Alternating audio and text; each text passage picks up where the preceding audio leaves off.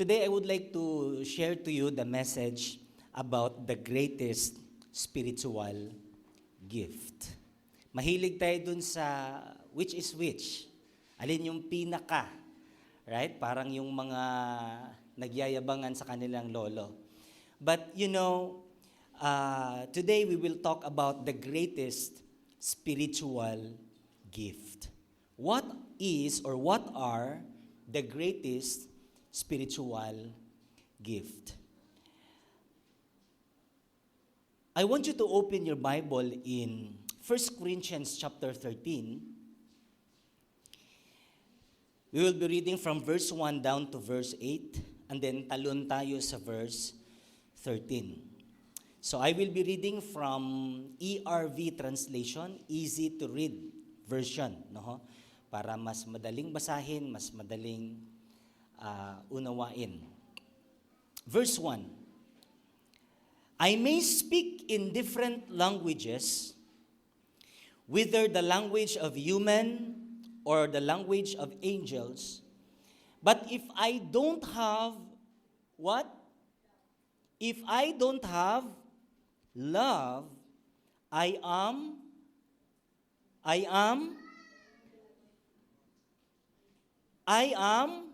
noisy bell of a ringing cymbals. Maingay daw, parang cymbals. I may have the gift of prophecy.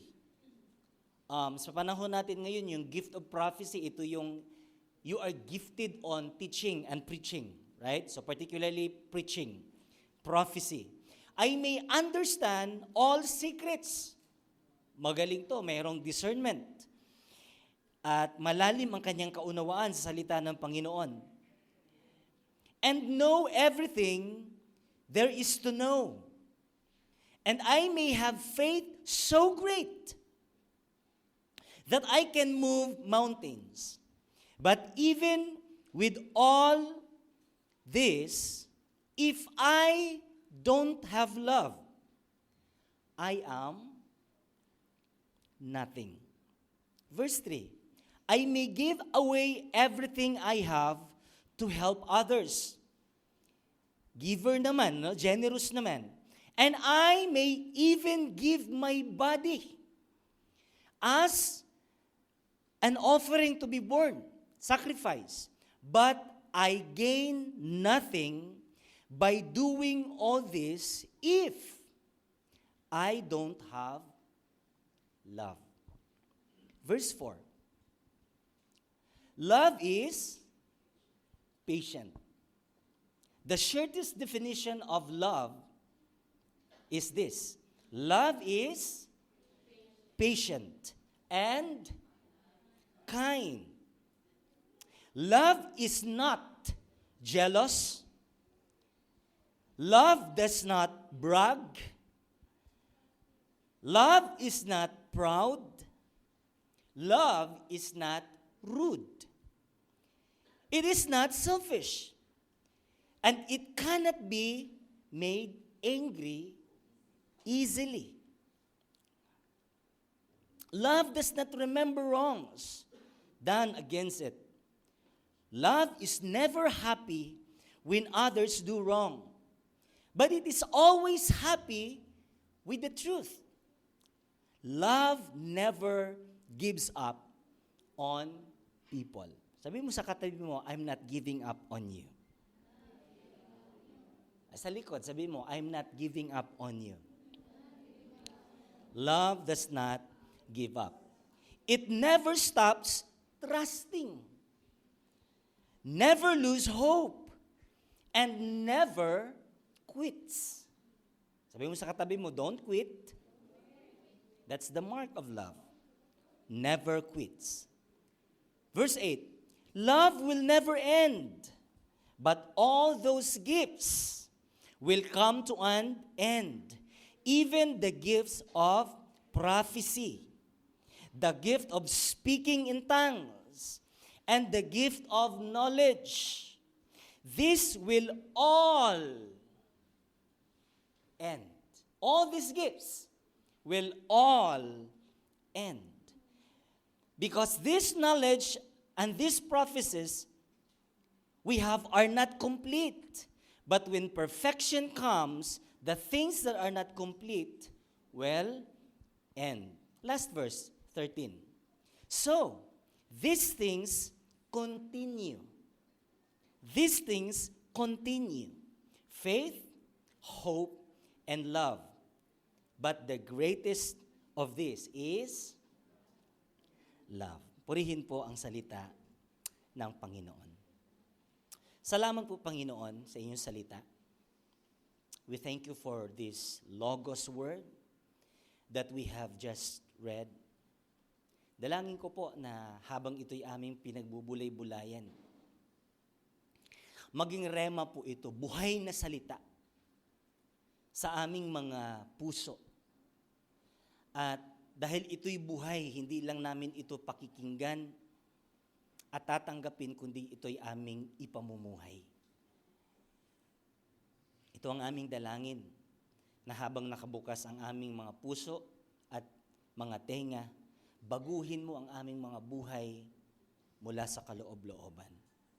Ito ang aming dalangin sa pangalan ni Jesus. Amen. Amen. Praise God. So, ito pong chapter 13 ng 1 Corinthians, it talks about the spiritual gifts. Alright? So, binanggit po dito yung mga spiritual gifts. May mga prophecy, merong gift of knowledge. Pag binalikan po natin yung chapter 12, doon mo makikita, mas detalyado na pagkabanggit doon, yun pong mga gifts. Alright? So, every church is loaded with gifts, spiritual gifts. Okay? Subalit, kaya po naisulat itong 1 Corinthians 13 concerning spiritual gifts. Kasi nagkaroon ng issue ang simbahan nila about gifts. So, there are issue arising in the church about spiritual gifts, which are which? So obviously, during this time, merong debates na nangyayari. Nagdidebate sila. Alin ang pinaka-importante na gift sa loob ng simbahan? Alin ang pinaka-mataas when it comes to ranking? May mga ganun silang pinagdidebatihan. Alright? So, ito naman ay tinugon ng ating lingkod na si Pablo. Unang-una, sabi niya sa verse 28, in the church, God has given a place. First, apostles. Second, prophets. And third, teachers. And then, God has given a place to those who do miracles. Sa madaling sabi, no? Ito yung mga giftings. Ito yung mga kakayanan, mga abilidad na ipinamalas ng Diyos sa bawat simbahan. Sabi nila, alin ang una? Alin ang number 2? Alin ang number 3? Well, for the benefit of your debates or for clarity, sabi ni Pablo, ito yung pinakauna. Yung apostles. Apostle means sent one, yung pinadala. Kapag tumugon ka sa Diyos, you are an apostle. Tumugon ka sa panawagan ng Diyos. So, sabi niya, well, the first is apostle. And then the second is the prophets, those who preach, those who teach, those who encourage. And then, pangatlo, sabi niya, we have teachers. And then after these three, ito yung pagkasunod-sunod. Sabi niya, merong pinagkalooban ng gift to perform miracles.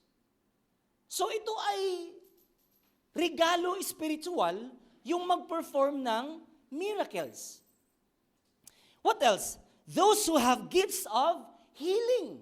Meron din palang pinagkalooban ng pagpapagaling. May mga talagang mga tao, mga lingkod ng Diyos, that when they prayed, talagang nagfo-flow sa kanila yung healing. And those who can help others, meron ding magaling yung matulungin. Those who are able to lead, okay? Ito yung mga gifts nito. And those who can speak in different kinds of languages. So, sinulat ito to address the issue, which is first, which is which. So sabi ni Pablo, well, sige, gusto niyong malaman, ito yung una, pangalawa, pangatlo, and then ito yung mga sumusunod, these are all gifts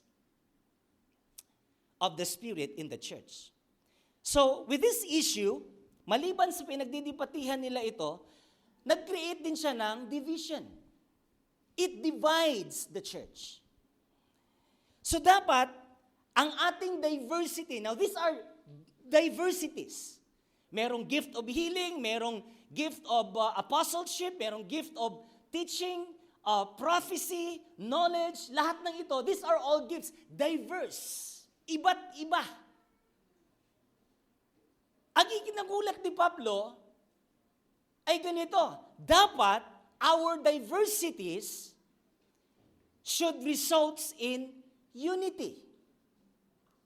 Andyan ba kayo? Our diversity should unite us and not divide us. Nagulat siya kasi parang ganito eh. Ito yung normal thinking.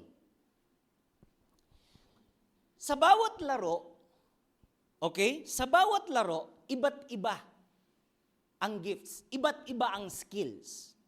Pag sinabi nating chess, hindi ako marunong maglaro ng chess by hand, pero iba't iba yung karakter doon. Bawat karakter, iba't iba ang galaw. Yung pawn, iba yung galaw, pag ganyan lang. Yung kabayo, pakyu.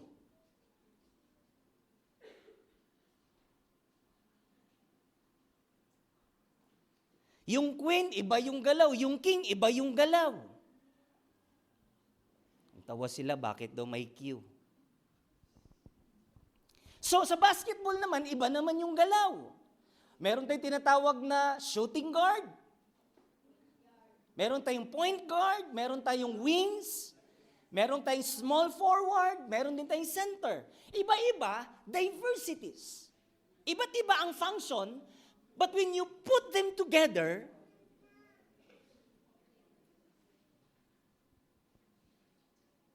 pwede kang mag-champion.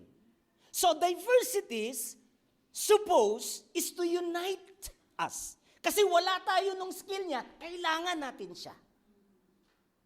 Hindi dapat ganito, well, ganito ako, hindi ko kailangan. So, yung dapat na ang ating mga spiritual giftings, yung iba't ibang kakayanan natin, ang siyang mag-isa sa atin, dapat eto patuloy ang nangyari, naging divisive pa siya. So, ito yung issue na inaddress ni Pablo. Kaya sabi niya, sa verse 25, God did this so that our body would not be divided. So ang ating katawan, iisa lang, but they are composed of many parts. May kamay, merong ilong, may mata. Hindi pwedeng mata lahat. Para kang pinya. In fact, ang pinya nga, hindi lahat mata, meron pang dahon sa ulo. So, itong diversities na ito, dapat nag-result siya ng unity, pagkakaisa, kasi wala tayo nun, kailangan kita. Dapat ganun ang lingwahe. Kailangan kita, ikaw lang ang meron niyan dito. So, our diversity should unite us, not divide us. Number 3 na nangyayari dito, merong debate, merong divide, at merong discrimination na nangyayari. Sabi nila, well, ikaw hindi ka masyadong importante, hindi ka masyadong pahalagahan. Ha? Ano ang sabi ni Pablo? No, those parts of the body that seem to be weaker are actually very important. Yung abdo natin, maliit lang yan. Pero pag yan sumabog na, lahat apektado. So just because they are small and that they have small importance.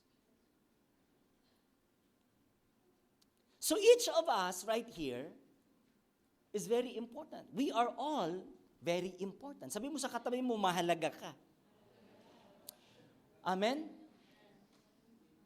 Gaano ka mang kaliit ang ministry mo, everyone is important. Dapat maliwanag sa atin yan na importante ka. Sabi mo sa katabi mo, importante ka. Pero, wag kang pa-importante.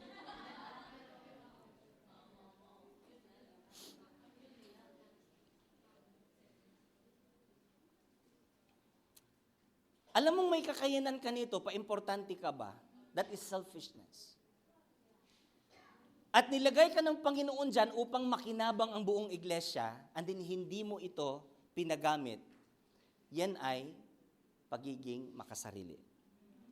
So verse 23, those that what we think less honorable, we bestow the greater honor of God. Yung akala nating less honorable, yun pala ay importante sa paningin ng Diyos. Amen? So, ito yung nangyayari, kaya naisulat itong chapter 13 dahil may mga issue sa loob ng simbahan. Sa church natin, hindi natin masyadong issue ito kasi lumaki tayo sa discipleship concept. No? Hindi natin masyadong ginagawang issue. Sa mga simbahan na iba, masyadong issue sa kanila to. Pastor ako, evangelist ako, ganyan. May mga ganyan sila. No? Sa atin, hindi masyado. But I'm going to share to you because merong greatest spiritual gift na gustong ituro ni Pablo dito sa talata na ito. Now, in verse 31, Paul mentioned about the greatest spiritual gifts everyone should desire, and that is the spiritual gift of what? Christian love.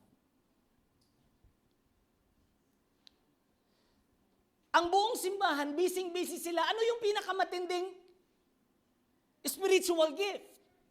Gusto kong makamtan, gusto kong maging bishop, gusto kong maging pastor, gusto kong maging evangelist, gusto kong maging apostle, gusto kong magkaroon ng ganitong gifts. Gusto kong magkaroon ng gifts of healing, signs and miracles. Everybody were so busy, nabulabog sa, they were so consumed about the so-called spiritual gifts. Sabi ni Pablo, yes, merong first place. Kaya sabi niya kanina, place. There are in the church, God placed first. Second, sino naniwala sa inyo na ang first place, hindi yan pinakamataas? Sa tawag ng tanggalan, merong first place, may second place, may third place. Pero yung mga tatlong yan, mga runner-ups lang yan. Meron talagang champion. Amen. Sabi niya, why would you settle down on first place, second place, and third place while there is the highest spiritual gift? At sabi ni Pablo, ito yung dapat ninyong i-desire, ito yung dapat nating pagkakabisihan na dapat nating makamtan, ito yung spiritual gift of Christian love.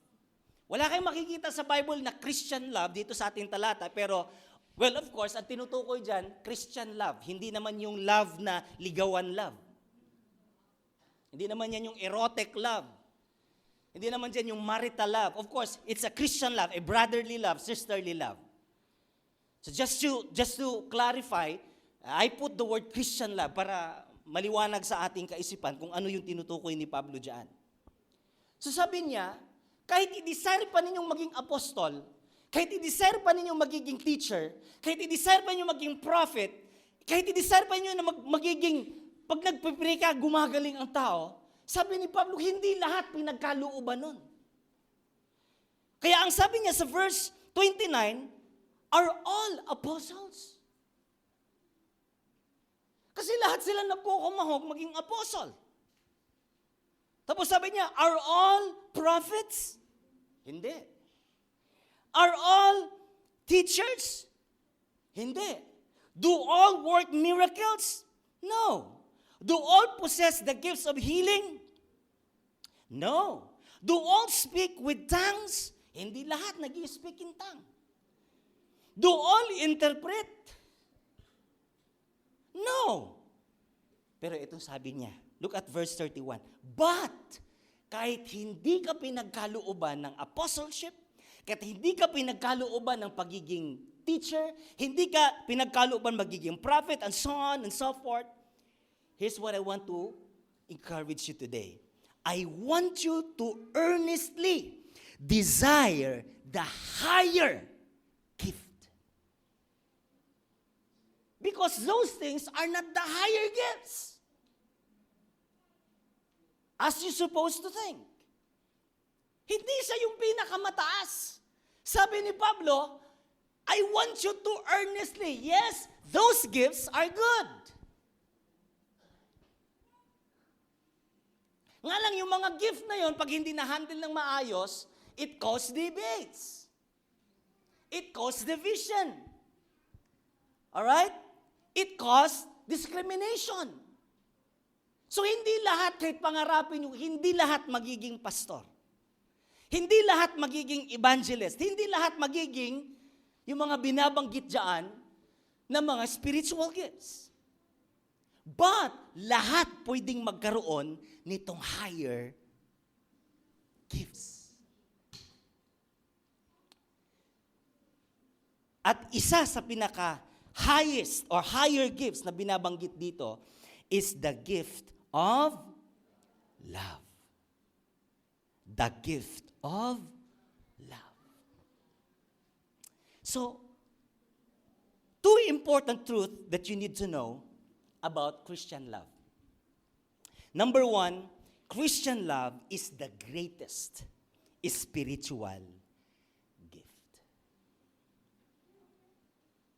Pag sinabing greatest, champion yun. Hindi yan first place, hindi yan second place, but it is the highest and the greatest. Christian love is a spiritual gift greater than apostleship, greater than pastor, greater than evangelist, greater than any spiritual gifts.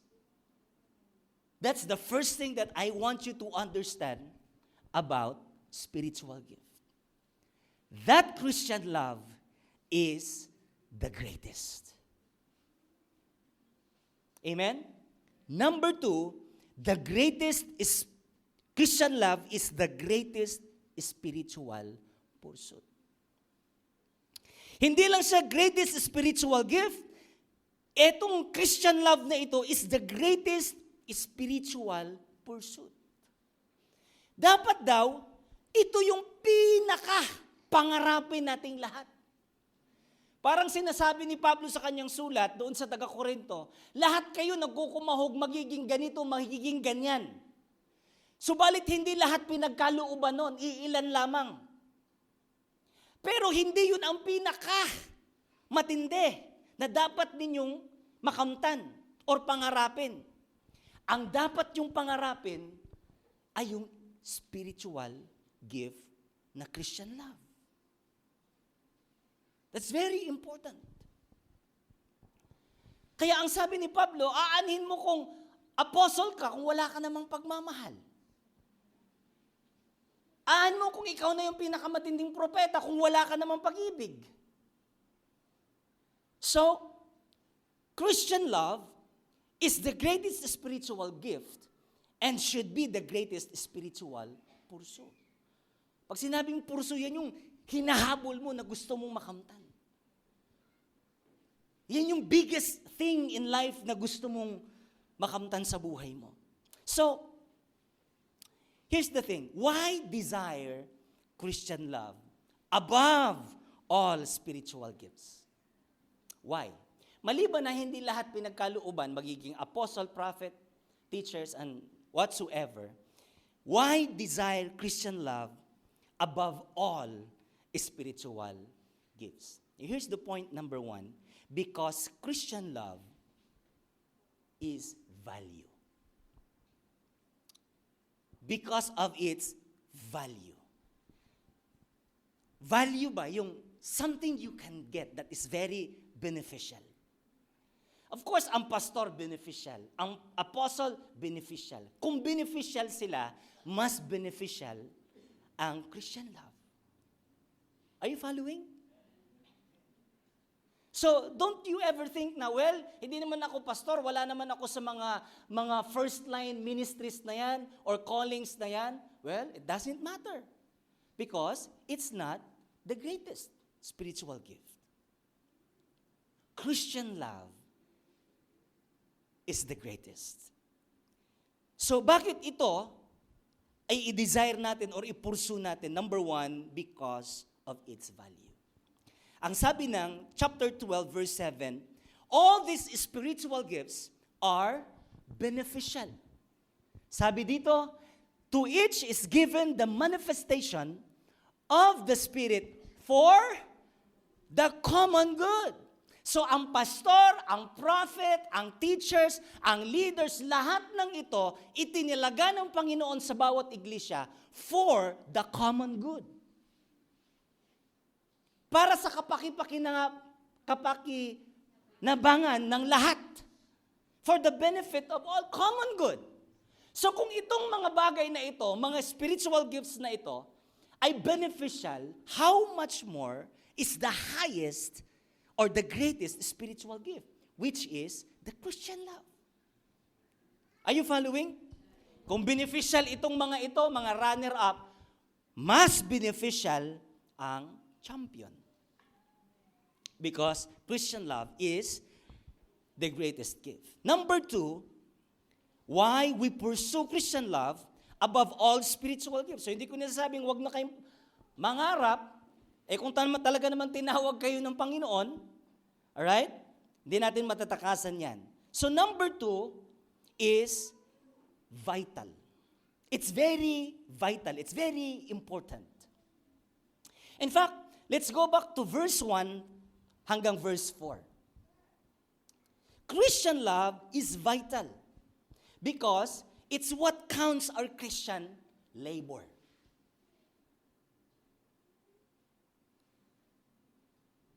It's the only thing that counts. Kapag Kristiyano ka, whether you like it or not, ang buhay natin ay buhay paglilingkod sa Diyos. Hindi lang buhay paglilingkod sa Diyos, buhay kawang gawa. Buhay sakripisyo lagi. Lagi kang nagsasacrifice ng oras, ng finances, ng panahon, ng lakas. Laging may sakripisyo yan.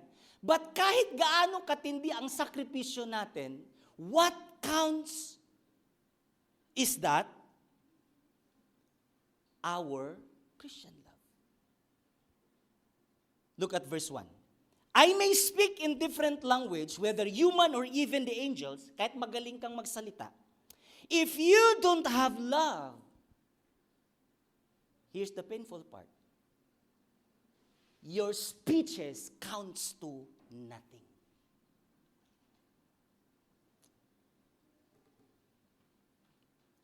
It is very vital. Christian love is very vital because pag pinag-uusapan natin yung sacrifice, well, nag-sacrifice naman ako kay Lord. Well, nagbigay naman ako sa church. Well. Ang dami nating maisasagot eh. And I cannot argue with you kasi alam ko magaling ka. Ipaglalaban mo talaga yang pangangatwiran mo. But, ang sabi ng Bible, if you did it without love, nakakalungkot. It counts to nothing. It is very vital in our Christian walk. Sabi niya, I am only a noisy bell of ringing cymbals. Alam niyo yung magaling magsalita? Para bagang ganito, gusto ko sanang kutsabahin yung musician natin. Pero as you can imagine, na ang galing-galing ng ating drummer, kumakanta tayo ng worship dito, panay naman sa role, panay. Tapos wala sa tempo. Magaling siyang pumalo, ang dami niyang alam na palo, di ba? Pero wala naman sa tempo. It is just a noisy. It's just a noise. At hindi lang siya nagkikreate ng noise, dinadamay pa niya kahit magaling ang singer, magaling yung gitarista, kapag naman yung palo halimbawa na lang ay wala sa tempo, dadamay lahat. It doesn't give us a nice sound. What does it mean? Yung matalino tayo, sobrang galing natin, pero yung ating mga buhay, walang Christian love, sakit sa tenga. Parang ganon. Yung ang sakit-sakit sa tenga.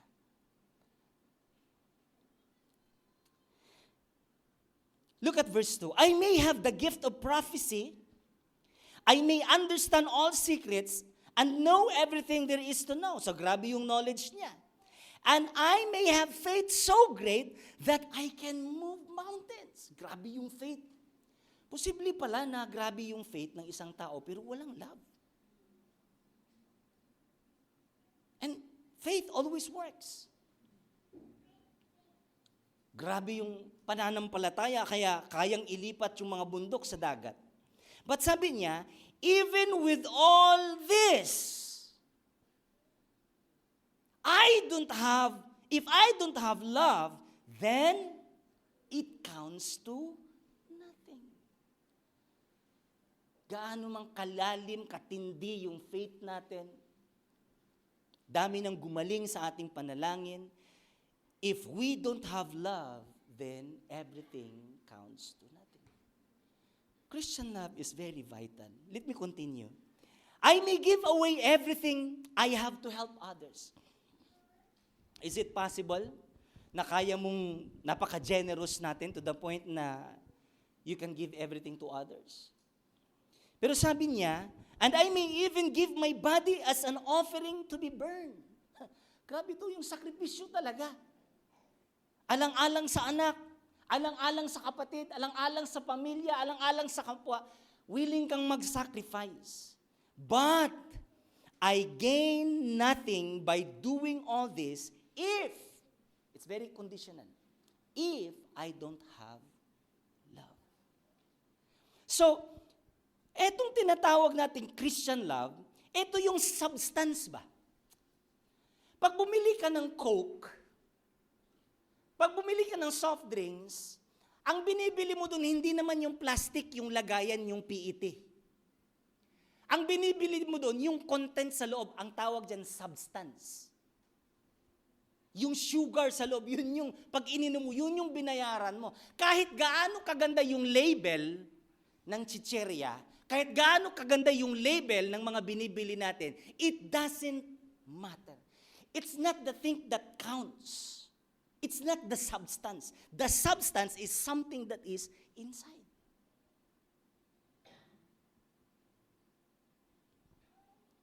So love, Christian love, is vital. Kaya sabi niya, our labor in the Lord is vain. Sabi ng Corinthians chapter 15, verse 58. Sino familiar sa verse na yan? Sabi ni Pablo, your labor in the Lord is not in vain. But let me tell you something. It could be in vain if you did it without love. Kaya nasabi ni Pablo yun, chapter 15 yun eh. Nasa chapter 13 pa lang tayo.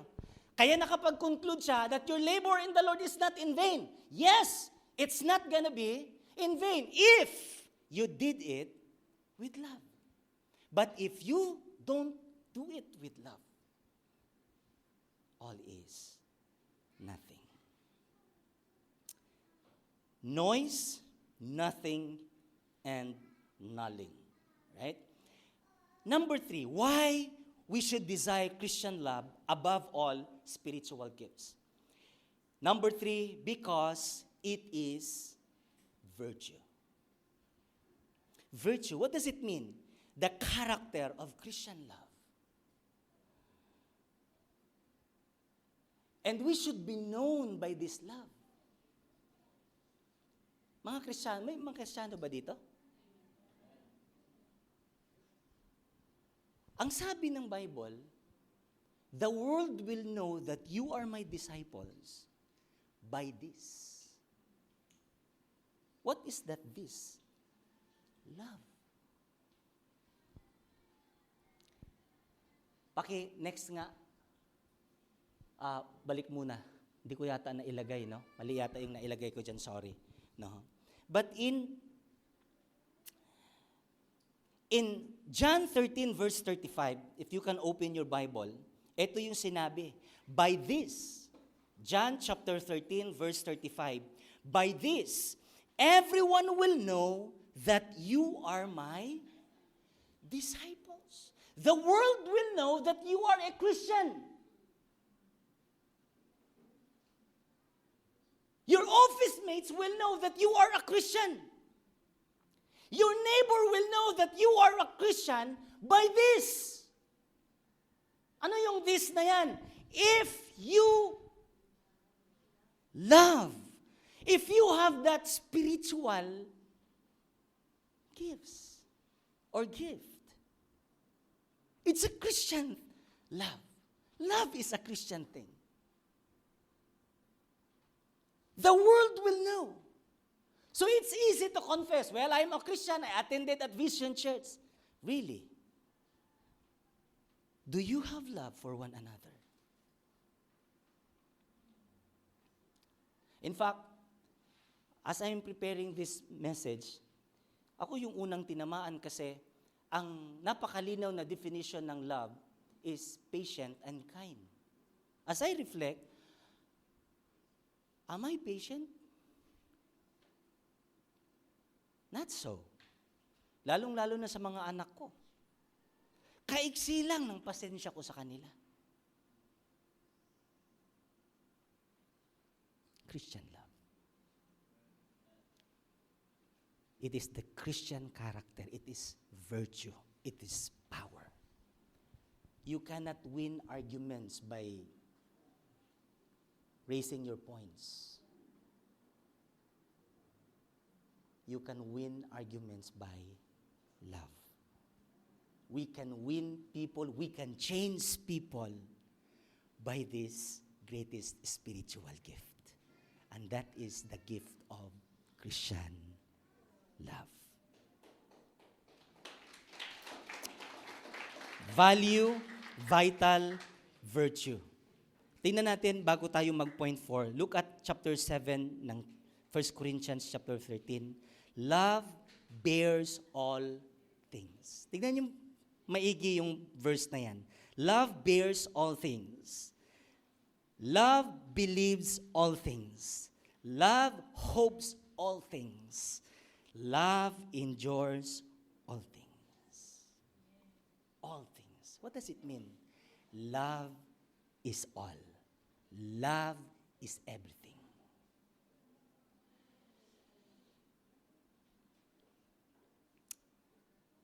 Finally, love or a Christian love is our validity. Valid. While everything comes and goes, Christian love remains. Amen? Lahat mawawala. Yung preaching gift, yung prophecy, yung healing, lahat daw yan maglalaho.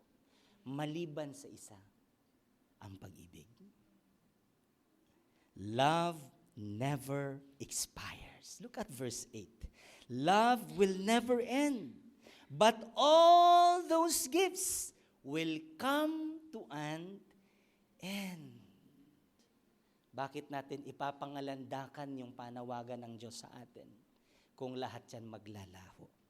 Bakit natin ipangalandakan yung ating naipundar? Bakit natin ipangalandakan yung ating na-achieve kung lahat naman yan maglalaho? There is only one thing that is vital, that is virtue, and that is valid. That is the Christian love.